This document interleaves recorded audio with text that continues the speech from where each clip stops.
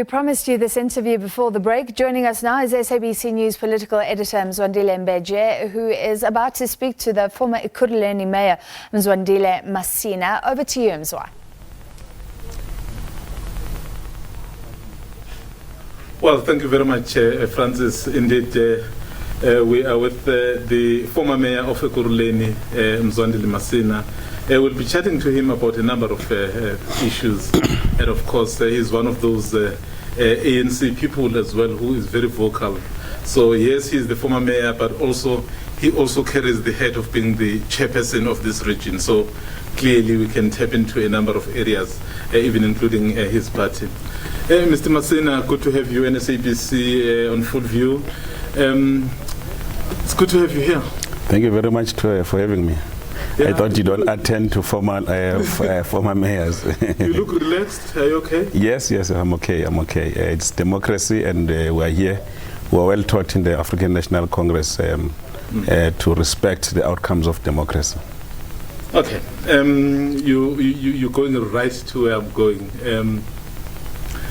We're sitting here. I'm calling you former mayor. That's why I keep tripping, because just 2 weeks ago, you were the mayor. Did you see this coming? Well, obviously, if we're adding our mathematics, we could see it coming. There was always 3 possible scenarios. The first scenario, which if the DA was not lying generally, would have been them not fielding any candidate because they got lesser vote. That scenario did not arise. The second scenario would have been the DA fielding a candidate initially supported by the Action SA, as you know, they had pronounced themselves that they want to take the ANC out of power, and that did not materialize. The third scenario, when the DA, EFF, and Action SA come together, we knew that we were going to be short of about 8 votes, which is exactly what happened as an outcome of the election. So I'm proud that my organization, the African National Congress, maintained about 78 wards that we are going to be governing. We are sitting in opposition benches. We are now more preoccupied, as we have been in the previous term, with issues of service delivery. So we are going to hold this concoction government to account, because the larger constituency belongs to the African National Congress. Well, you've just said to me you saw it coming. Is that an admission that as the governing party, as the mayor, as the council, so you did not do enough to convince people of Ekurhuleni to vote you back? Well, you will need an analysis what happened in South Africa, because what happened here, it finds expression even in the rural village, elsewhere in KwaZulu-Natal, and so on.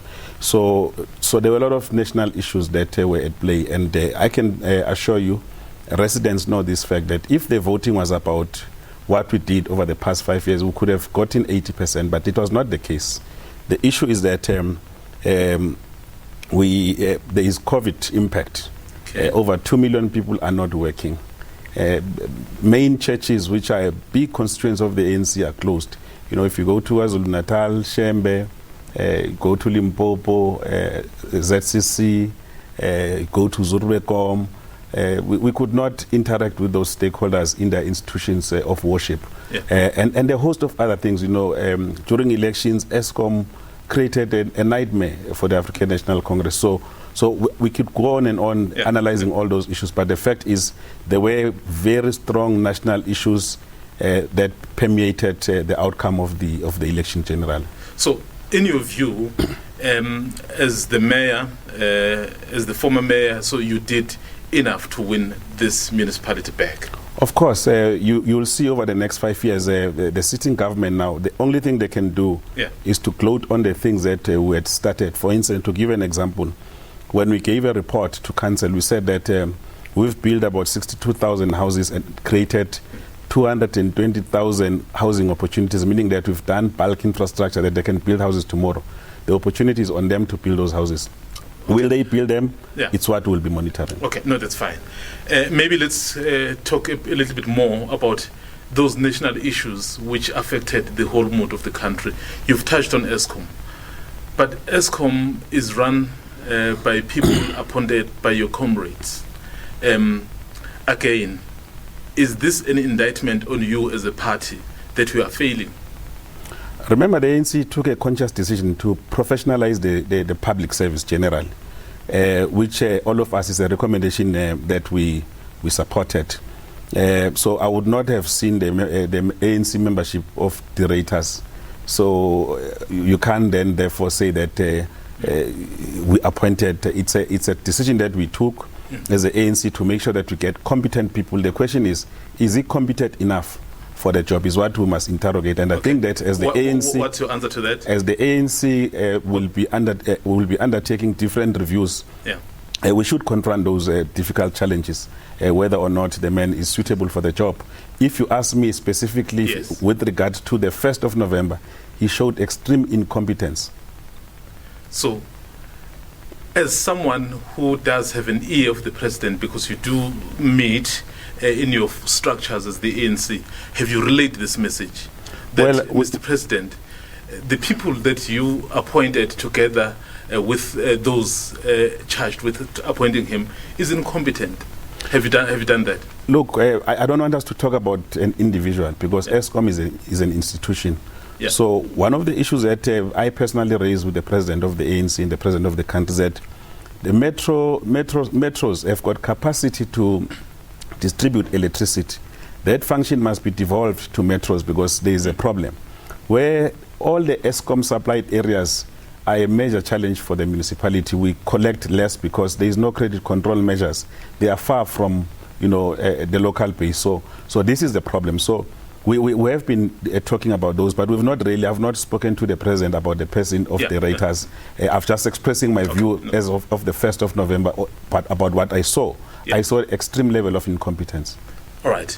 Perhaps moving on, you wrote a book on coalitions. So what were you seeing? Because you are basically saying you've done so well, but you yourself wrote a book on coalitions. So what is this reality that you were seeing? Look, our democracy is maturing. If you study the history of the African continents, you'll know that almost many liberation movements across the period of 30 years in power, we experienced a number of challenges, both internal and external. Specifically for this book, one of the key issues that one would have noticed that the voters, they were at a point where they want to exercise different options that are available to them through a democratic process. And it was important, therefore, that we should not be caught wanting like it happened in 2016. Because in 2016, we only knew the ANC that is governing. We didn't know the ANC that must talk to other parties in order to govern in the interest of the same persons. Because remember, the voter is powerful. He speaks once on one day. We've been, trying to pull government together. Even today, there is no government in the seat of Ekurhuleni because parties are now not agreeing. The voter is done. He's going to see us in 5 years. So therefore, it's important. So what I was emphasizing in the book is that there must be a framework that is legislated that is going to hold parties to account, because you now have you have a mayor, you have a speaker, you have a chief whip.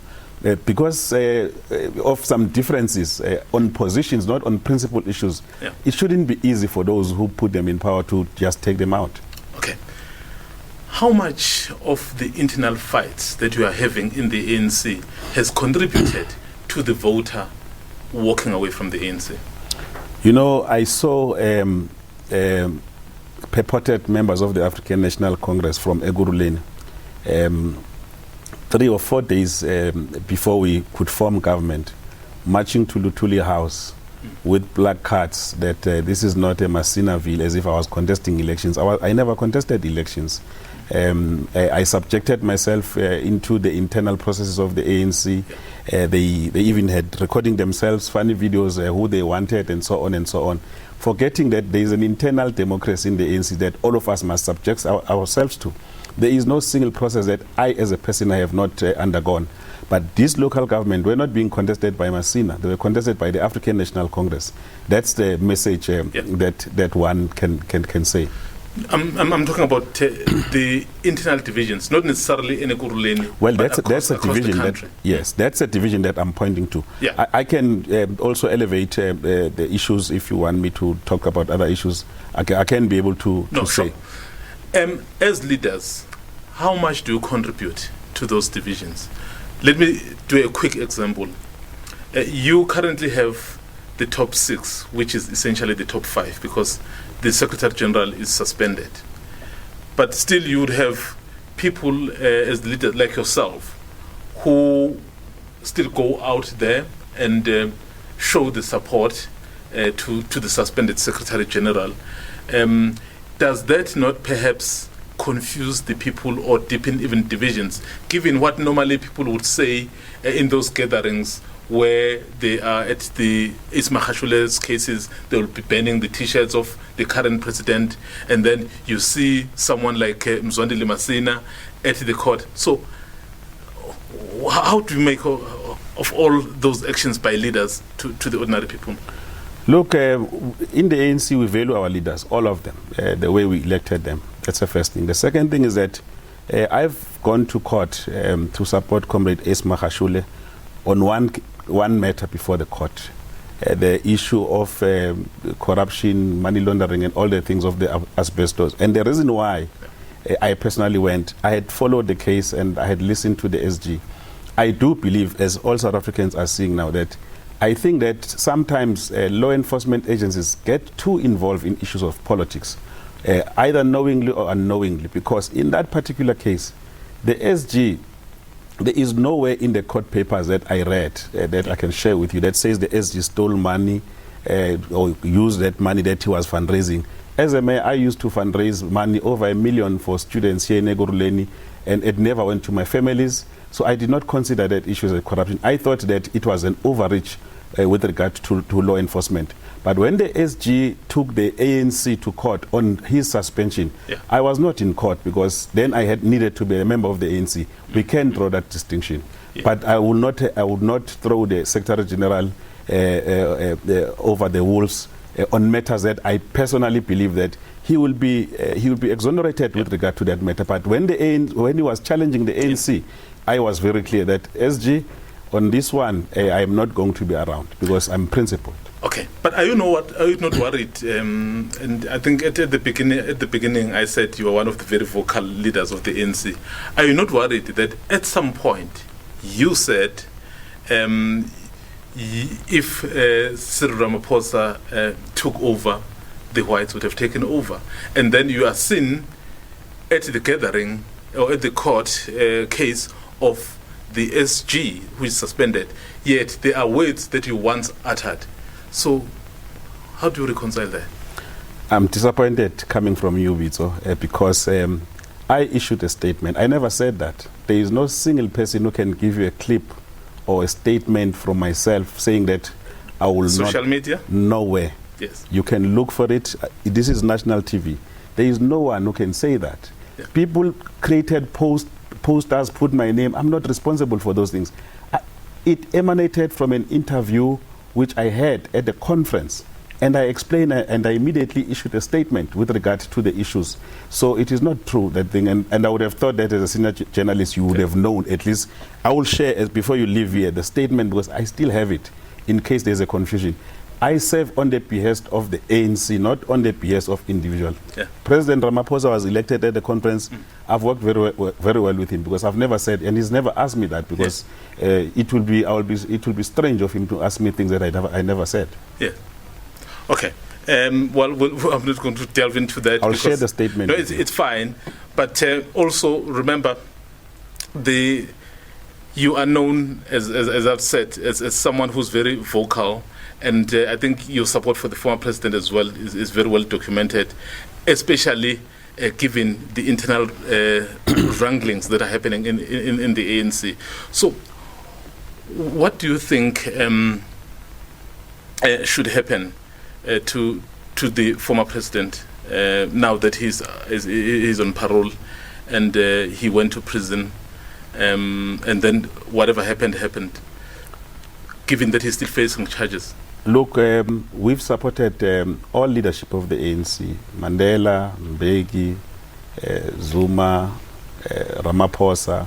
If they throw him under the bus when he's no longer the president, it will be us who will defend him, because we believe that it's a prestige to reach that level in the African National Congress. It's something that must be generally respected by the membership and society that we lead as African National Congress.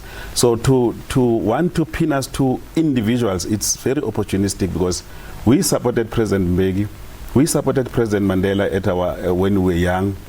We support President Ramaphosa now. Yeah. So what happened at conference is something else. If we arrive at conference, we have other people who think they can take the ANC forward. When we contest him, it's an internal democratic process. It's not an anti-Ramaphosa, which is a problem. The only problem I have now is that there are now groups in the ANC that call themselves names of how they were convened in conferences. That has to stop, because it destroys the African National Congress. We can't be still having people 5 years later calling themselves NDZ and then CR17. Those things are people who cannot use their brains to think.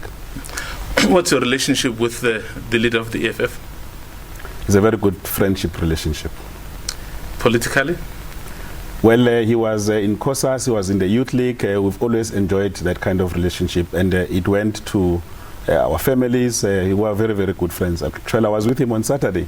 We had a discussion about what happened, because one would have thought that they are not voted. They would have said they're abstaining. When they voted, he explained that it was a political process. They were pursuing their objective. I can't hold him accountable. I'm not a member of the EFF. I've never purported to be one. I'm a member of the ANC. But were you disappointed that, he is the one who, he even, I think, tweeted afterwards to say, sorry, my friend, so we had to do what we had to do. Were you disappointed that someone who's your friend wouldn't bail you out, so to speak? No, this friendship has nothing to do with the vote. There was a vote of the ANC that we didn't garner enough numbers. There was a vote of the EFF. They decided, I don't want to be the spokesperson of their party. So I just want to clarify something that I've been clarifying, that we've never, even in the first term, when we had our own coalition government, we are not in the coalition with EFF, which is something that would have been easy for us to manage. But because we've always separated politics from friendship, when I sit with him, there's probably one or two EFF people, there's more ANC people. So we separate these things, and we never talk about politics. So I didn't, expect much, on that day. Well, now that you are the former mayor, and but this I think started just before you even vacated office, that you are either you have been charged or you will be charged for driving the municipal car. Just clarify us on that one, without authorization. So, so you see, you work for SABC. Yes. So as amongst the tool of trade, they give you a computer, they give you a phone, yes, they give you a company car. It's exactly what happened. So the person who is unknown, who is said to have opened the case, yeah, can go ahead. No, everyone can open a case. I'll subject myself to the courts. But there's nothing wrong I did, because for 5 years I've been driving myself, and that specific day I lost my aunt. I went home, and then there was a minor accident, which didn't warrant this noise that people are making. And this car is a car that is given to the mayor. It's not a car that is given to somebody else. And the law provides for it. And so whoever wants to go to court with that, they can. But what upset me about the article and what the journalist from City Press, whom I spoke to, is that he alleges, I can share with you in the car, yeah, he alleges that I was drunk. I was not drunk. I was from home. There was a bereavement. And in the police dockets, they spoke to me, they spoke to the other driver, they took our statements. And you test someone you suspect is drunk. I was not tested because I was not drunk. Okay. Well, that's why I wanted to clarify it, so I wouldn't want to speak about something that perhaps we are not clear about. We're just concluding now. Just one last word. As someone who's been working here, are you promising to support the mayor full 100%? As the mayor, certainly not. When I'm not looking at it from the political point of view. Yes, I commit to support the mayor, but there are a few conditions. One of them is that we have unleashed a very expensive program which is for pro-poor. Yeah. For indigent, about every year we spend 4 billion rand. Just 10 seconds. We spend about 500 million supporting the kids. If she cancels those things, she does not have my support, including electrifying informal settlement and all the things that we are doing for the poor. If she touches those, she will be touching the nerves of the African National Congress. Thank you very much, sir. Thank you. Wow, that was Mzwandile Masina, the former mayor of Ekurhuleni, and of course the current chairperson of the ANC in Ekurhuleni, speaking to us about a number of issues, clarifying one or two areas of concern, and of course setting the record straight here and there. It's back to the studio.